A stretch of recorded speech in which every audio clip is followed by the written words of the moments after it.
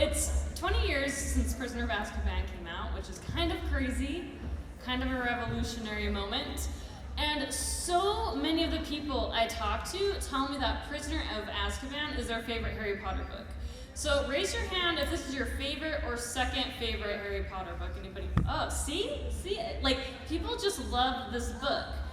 And, you know, whether it's your first favorite or seventh favorite, I feel like every book is amazing. So let's do introductions. Let's start on this end with Melissa. Tell us who you are, your credentials, and if you were an animagus, what would you turn into? Not what would you like to turn into, but what you would be, if you know what I mean. Ooh, that's a good one. Yeah. My name is Melissa Howland. I have been a film critic for over 10 years, hosting a couple of shows on television as well, guest hosting. I am also a multiple sclerosis and invisible illness activist. Oh my goodness, yes! I was diagnosed in 2013, and rereading those books, there's actually like one particular part in this one that is a bit relatable. And if I was an animagus, what would I be? I'd be a dog. I would. I'd totally be a dog. Nice. But I'd be a dog that looks ferocious, kind of like serious, but I'm just completely just cuddly. That's what it would be. So Fang. Yeah, yeah, definitely. I'm Leguo Parker. I'm an author, and if I were an animagus, I would hope I would be like a lion, but I would probably be a little kitty cat. I am Valin Mayatani. I'm the author of Inky Ashes and Seven Deadly Shadows, coming in January. If I were an animagus, I think I would be a tiger. There you go. I would be mean, not a kitten, maybe cuddly sometimes, but mostly ferocious. I'm September C. Fox. I'm the moderator. I'm a freelance editor, and I like to write too. I run an award-winning writing tip blog. You can get to it by going to writebetterwiththeeditor.com, and I wrote my thesis on Harry Potter, and I love Harry Potter so much. Someday I hope to marry him. It hasn't happened yet, but we'll see how it goes. Just kidding. But if I was an animagus, I want to say I'd be a badger, because like I'm a Hufflepuff at heart. Thank you. Gryffindors could not survive in the wild without our Hufflepuff friends. It's just a fact. All right, I'm Cindy Phippen. I wrote my master's thesis on the Harry Potter fandom, and if I were an animagus, I would be a blue and gold macaw, because, you know, it flies around and it sings, but if you make it angry, it'll take your face off.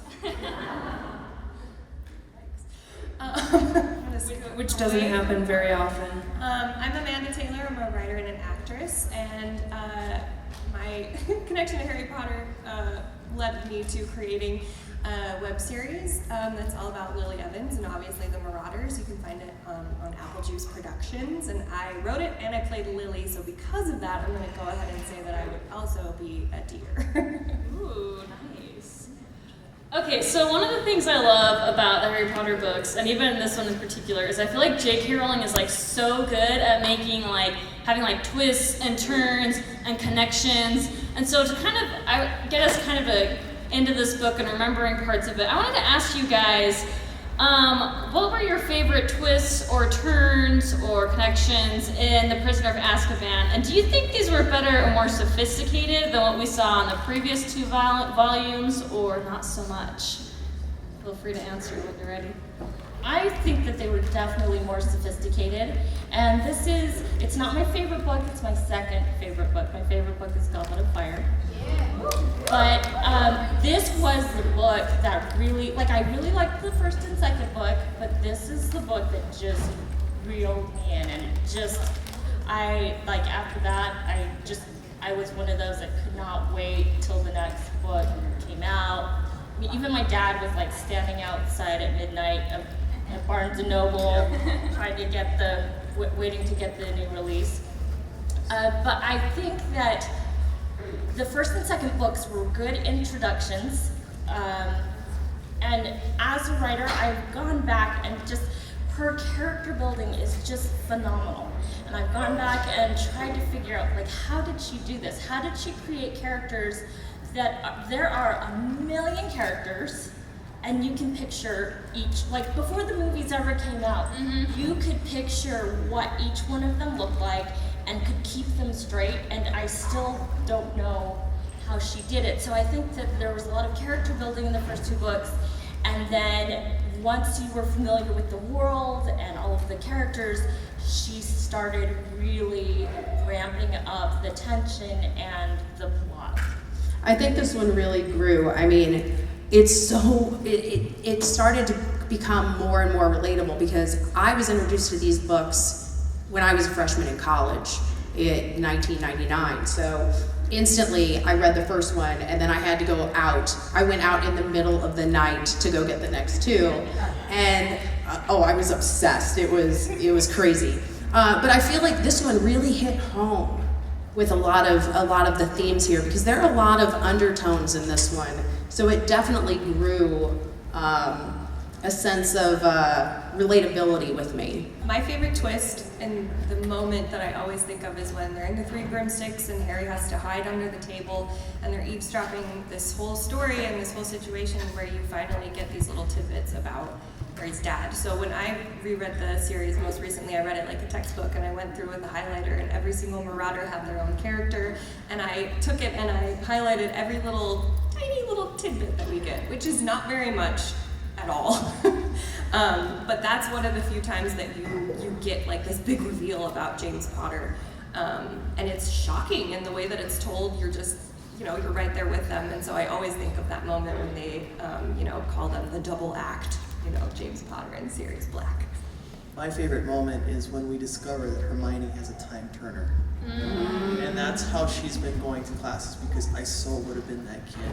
I would have. Love learning so much that you double the amount of time you can spend in school and learn everything.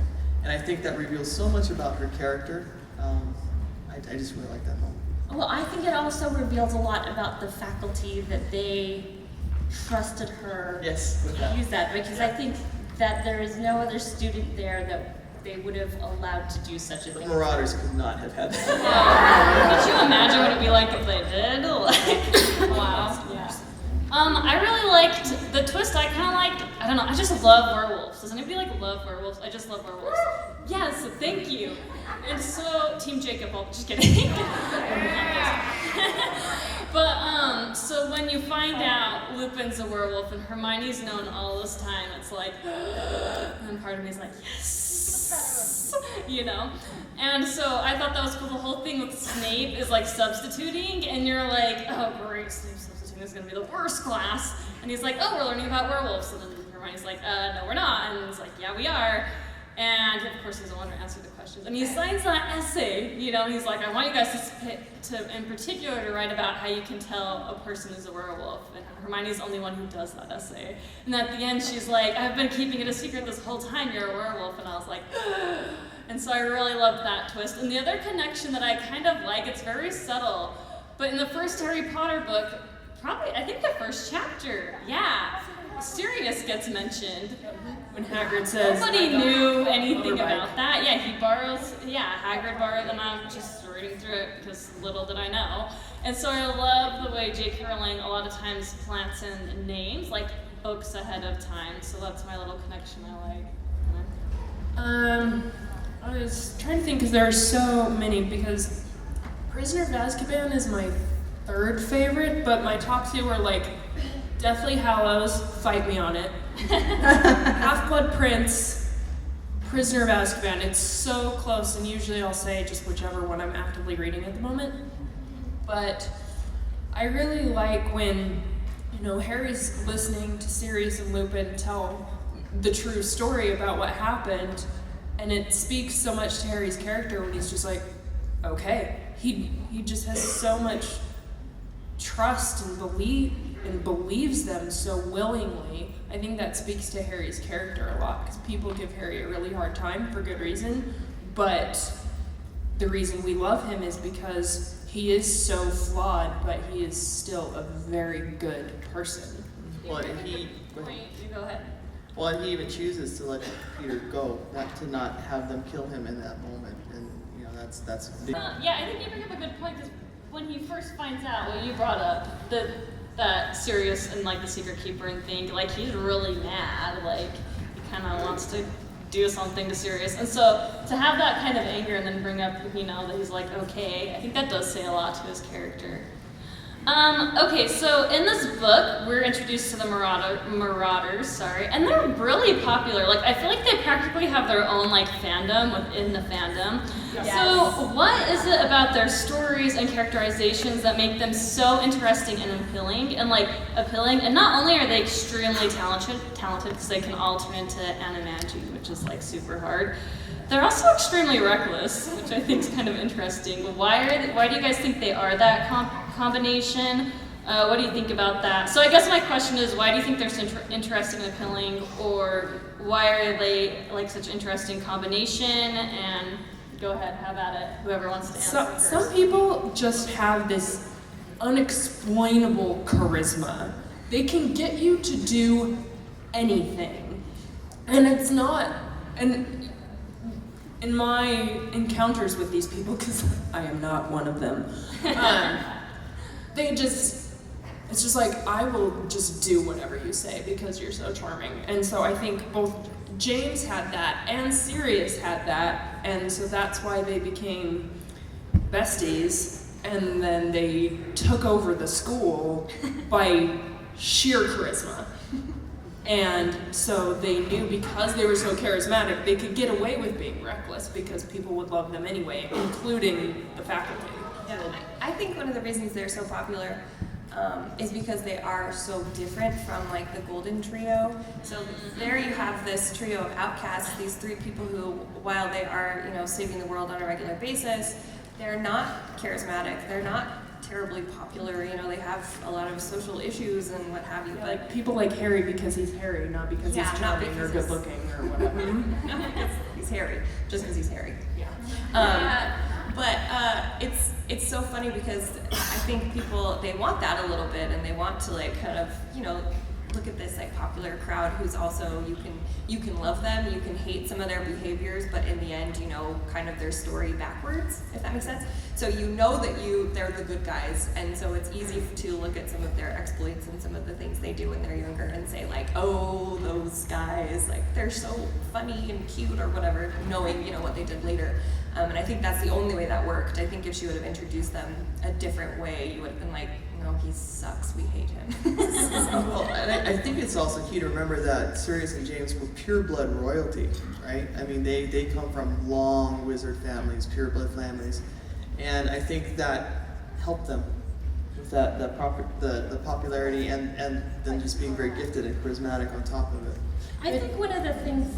Oh, no, go ahead. I think that one of the things that I always imagined that drew a lot of people to them is that they just like to have fun. And part of having fun is being happy all the time. They just seemed like they would have been happy all the time. I think that Fred and George remind me a lot of what the Marauders probably would have been like back then. And just, I mean, you can tell with Fred and George, it's just like, they're there for school, but they just want to enjoy themselves. And that is just fun for everyone, I think. Yeah, I think they were very privileged and very comfortable in their skins, which made them be fun. You know, Fred and George did not quite have that same gravitas, but I think they had the same fun. Yeah. I think what's maybe appealing to them is that feeling of like, when you're with them, there's a sense of camaraderie, you know? And I think everybody kind of loves that. Maybe that's one of the reasons we like to come to FanX, you know? Like, we feel like we're a part of something.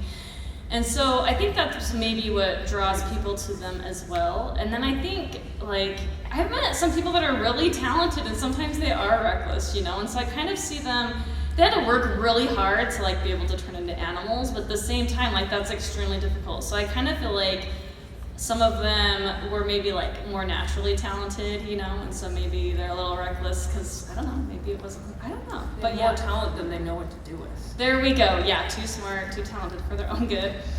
Okay, so how does Harry understanding his dad's past change him and his identity? Can understanding our parents and background affect how we see ourselves? And I think this is kind of a key thread in this book, is Harry and his identity in relation to his dad. Oh yeah, absolutely. You know, can you imagine that this kid in the first two books has no idea about his past. He has no idea about his parents. All he knows is how they supposedly passed away. So as he learns more and more throughout this story, I mean, this story is captivating in itself because at the beginning you feel sorry for him. It's this kind of depression because he was basically alone. His aunt and uncle, they don't care about him. He's completely alone.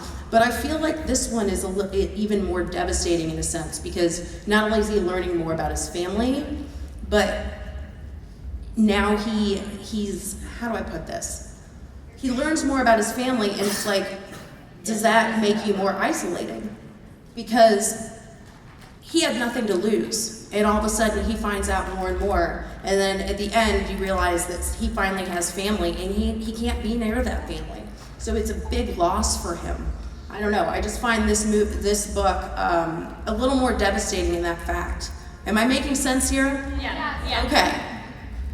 What I find frustrating as I'm rereading this was when I reread it last week even, there's so many people who have this information. I mean, Draco has information, Lupin has a lot of information, and all he wants to do is find out more about his parents and more about where he came from, and people are always tiptoeing around the facts, and instead of just saying like, I knew him, here's a fun anecdote, like Lupin tells him nothing.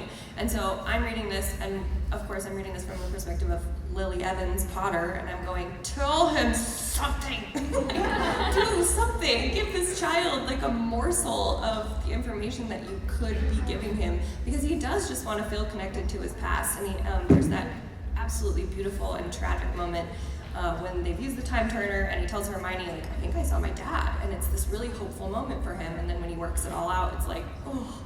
But it's all he wants. And there's so many people who could be, I think, contributing to it, and they just like give him these little crumbs, like book at a time, and it's infuriating. Yeah. And I wonder if it's because they just assume he knows the stories. I'm not sure that it occurs to anybody that Harry does not know the stories, because so many people do know the stories about his family and his parents and what they were like. And of course, as an author, that's a great writing device, to have somebody so isolated from their past and having to discover it. So I guess you can throw Lupin that bone, but I'm still mad. I think, well, my understanding is like, one of the reasons Lupin was kind of afraid to bring it up is because he didn't want the whole Animagus thing to get out, that he'd been, and you know, Dumbledore was trusting him with this, and so there was that relation with Sirius Black. And also, Harry was 13, not to disparage any 13-year-olds here, or, you know, the 13-year-olds we all once were, but that would be a lot to take in at such a vulnerable age. And so, you know, in book 5 when Dumbledore, or book 7? I don't know, it's been too long since I've read the books. You know, it's like, you're still so young, they were trying to protect him.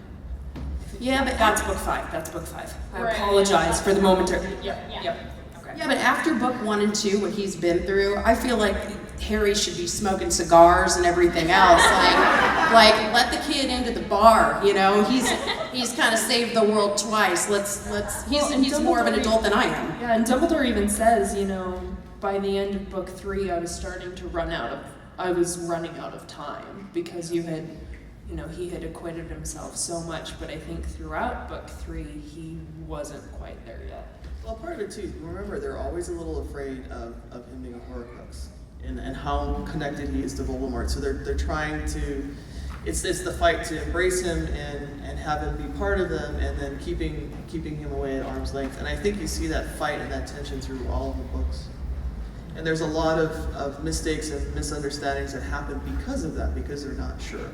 And I think in the last book, even Dumbledore talks to him about that. I didn't know that I should trust you, and I made a mistake because I should have trusted you.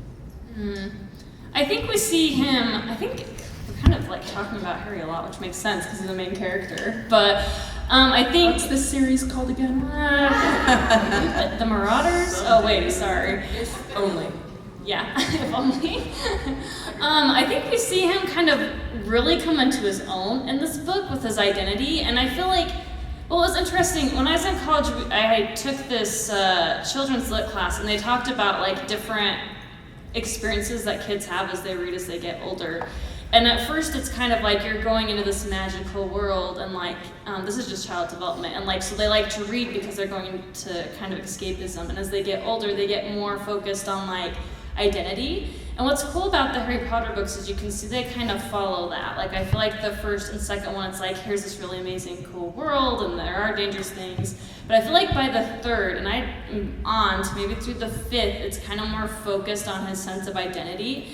And so I feel like in the third one, I feel like a lot of his sense of identity comes from James, like his parents. And he's told constantly how much he looks like his father, except for his mother, Except for except his the eyes. eyes. Yeah.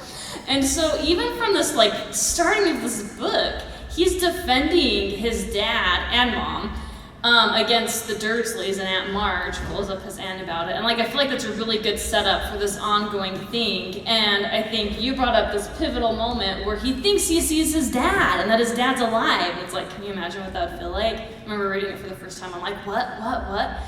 And like, but it's him. And so he's kind of, I could see that as being kind of a disappointment, but of course, like by the end, Dumbledore kind of talks about to him about like, well, yeah, like it's that idea again that like he does live on in you, you know what I mean? And so that kind of cements that identity idea, I feel like. So I really like how she kind of did that throughout this book, from like introducing it to like the pivotal moment being that he thinks he is his dad, and in a way he kind of is, There's that weird, well, not weird, there's nurture versus nature. It plays a big factor in these books because he could have very well taken what happened with the Dursleys to heart and been a completely different person, but the nature inside of him really took over, and it just continues throughout the books.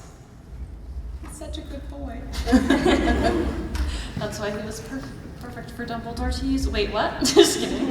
Okay. Discussion on book 6. There's some merit to that. All right. So one thing that I think is really interesting about this book is it introduces the Dementors, and these are like one of the best, worst creatures. I feel like, right? So J.K. Rowling, she said that the Dementors were actually based on depression, and this is something that she struggled with personally. Okay. So the concept, of happiness also plays a pivotal role in relation to depression through this book. So how is this conveyed in the book? What is significant about it? And what does Prisoner of Azkaban teach us about these elements? Is it still relevant to today, or is it more relevant today? With that, I think that they played this really like in a smart way, because not only do you see the Dementor, like the first sign of the Dementor when he's on the train, kind of hits him out of nowhere, and then like he's in a Quidditch match, it hits him out of nowhere. I mean, with depression, that can happen. You don't just have to have a bad day for it to just whack you in the face. Wow, that was really loud. For it to just whack you in the face. I really like the way they played that. She really did a good job personifying that.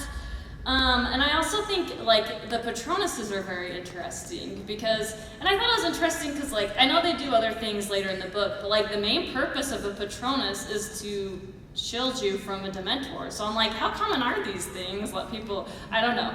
And so, and then the idea of like how you make a Patronus is like you think of a happy memory. It needs to be the happiest, to be the most powerful spell. I just kind of love that idea of, if we're going through a difficult time or maybe dealing with depression. I mean, I'm not a therapist or anything, but this idea that we can, call upon the happiest moments in our life to help us deal with that. And I think the Patronuses are interesting because there's the one kind that's kind of vapory and that's not as strong, but it works as a shield, right? Between you and, I guess you could say, this personified depression, this happy memory.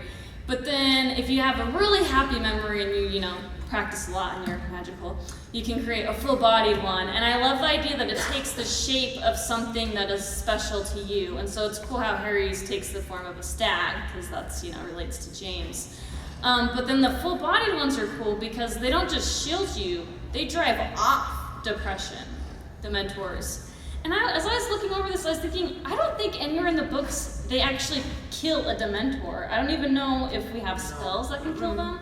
No. And I thought that was kind of significant, that maybe, maybe some of us, I don't know, maybe like we can't rid the world of depression, right? But we have these kind of metaphorical tools that can maybe help with that. I thought that was interesting. Well, the Dementors were sent to Azkaban to torment the prisoners, and that was kind of a deal that the Ministry of Magic worked with them, that they would stay in one location and, hey, we'll feed you, so you stay there and eat the people we feed you, and leave the rest of us alone. And so it's very unusual for them to leave the island or leave Azkaban and be around Hogwarts and other places, and they're kind of breaking a lot of the rules. So that's why Patronuses were pretty rare, because people didn't need them. Didn't need them necessarily. Yeah. Well, I think the point that you were making about there is no way to kill it, I mean, that's the book ends, and it's satisfying, but they didn't solve everything. No. And although the theme is always surrounded by love and hope and friendship, and it's all these very good, positive, light magic things, there is like a true darkness in these books, and it grows, you know, as you go on. But this is one of the ones where you don't end, and it's not like, we did it. It's like, we did some of it, you know? And I think that is, you know, furthering the metaphor of the depression monster. Like, maybe it comes back, and you just have to be able to, like, fight it, you know, when it's like a little whinging or whatever. Okay, great. So we have a few minutes left. If anybody wants to ask a question, please come up to the mic and you can ask us a question. Or I have lots of questions. Okay, welcome. Tell us your name and what house you're in, and then ask your question. That's a lot. Dishana Elizabeth Lathbon, and I'm in house, I don't know. That's okay, we'll take that. It's the sorting hat. Does anyone have a sorting hat? Yeah. It changes depending on my mood whenever I play the Pottermore games. It changes a lot. No, I was just wondering, because I feel like some of your questions and topics have been really heavy. What are some of the more lighter, a little bit cheerful? I mean, we've gotten into kind of some of the heavier stuff, and I think that's hit a lot of personal notes for everyone in the room. But a little bit more cheery stuff for book 3. We were talking about this just on the way here. The Quidditch match when they win the cup is like, I cry every time. I am not a sports person by any description at all, but oh my gosh, I love Quidditch. And just like the way that they've earned it, it just feels so good for Oliver. And oh, it's like the highest high. I'm like, no, yeah, I get the Patronus now. Oh, I totally love the fact that outside the Shrieking Shack, when Harry is in the invisibility cloak and starts messing with Draco, like, oh my God, it you know what, justice. Like, it's just justice. It's a beautiful, beautiful scene. Harry gets his first crush on Cho, and it's adorable because he's, you know, I'm in the middle of a sports game, but holy crap, the Seeker is pretty, and it's just so adorable. I love it. I mean, Cho is Cho, but Knock her off her broom. but she's just it's so cute, and that's the reason why I like book 6 so much, is because you get those lighter moments of Harry essentially being kind of a normal teenager, even in like little pockets of moments. He's a normal kid who has a crush on a girl. It's really sweet. I like Butterbeer. Strong stuff for us. My name is Eric. I'm in Ravenclaw. Nice. Nice. Respect. So a lot of things that were interesting to me in this book was Peter Pettigrew in Sirius is being described by Rowling with animal characteristics, the bark like laugh and stuff like that. Peter Pettigrew's need to survive like a rat. What characteristics do you get about James from him being a deer or a stag? That's a good question. Okay, do you have 5 hours? I do. I don't know if the rest of us do.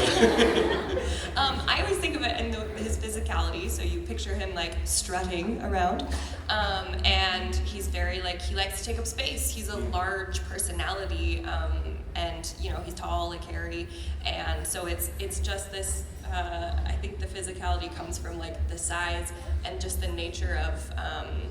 You know, the majesty, let's say.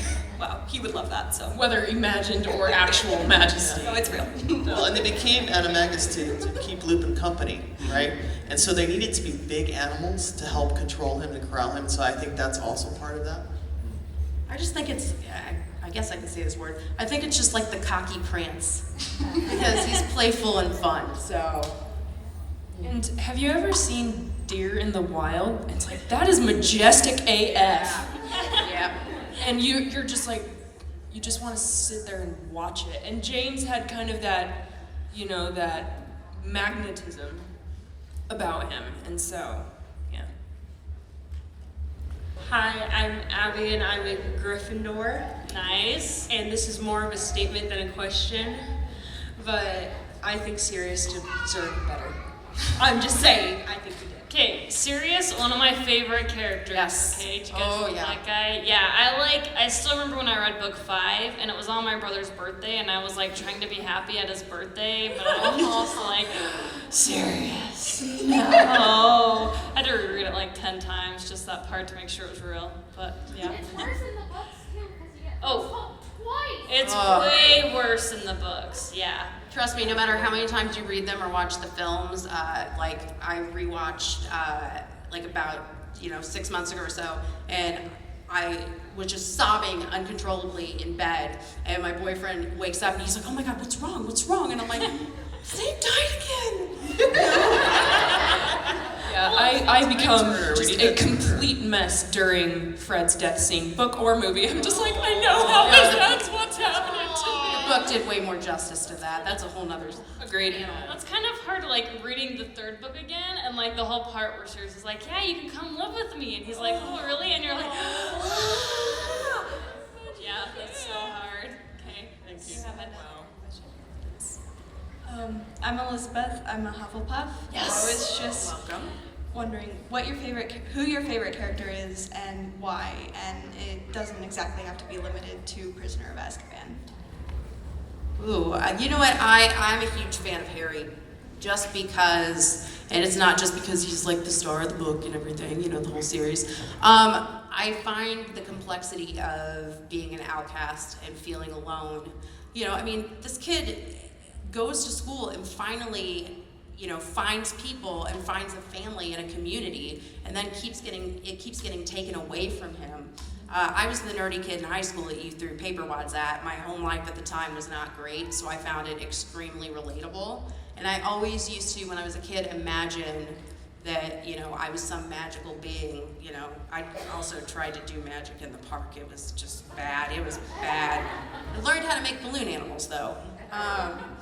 But no, there are certain things that really resonate with me, and the whole part about where he came from and what he became, what he becomes at the end of the book, like I was saying, nurture versus nature, I find it really inspiring, because no matter what, he could have gone a dark path. That could have been a whole mess. But instead, he kind of has this self-confidence, something in him, and just keeps going. And I don't know, the endurance and everything else, I find it fascinating. We are out of time. Yeah, I was about to say. Oh, crap, we gotta- I'm sorry. No, yeah, you're fine. Thank you. Thank you, guys. Thanks, everyone.